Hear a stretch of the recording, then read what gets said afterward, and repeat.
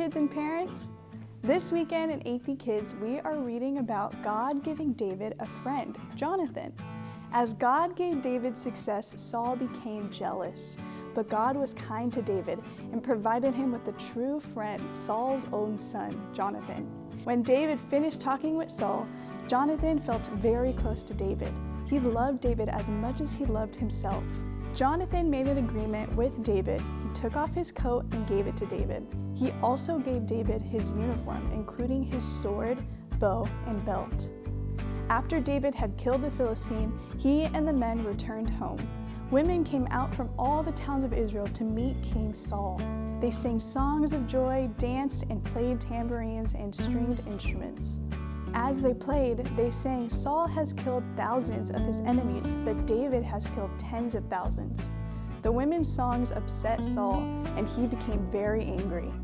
So Saul watched David closely from then on.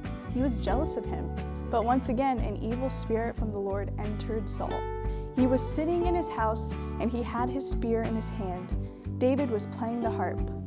Saul tried to pin David to the wall with his spear, but David moved away from him. So Saul's spear went into the wall, and David ran away that night. Then David went to Jonathan and asked, "What have I done?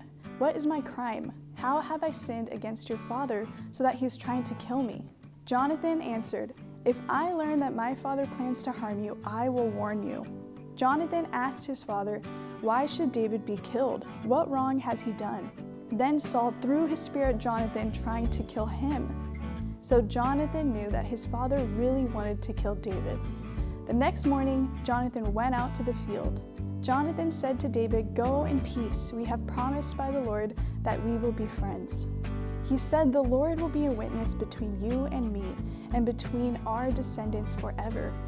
Then David left, and Jonathan went back to town. Jonathan made a covenant with David, willingly giving up his right to be king, so that David could be king instead.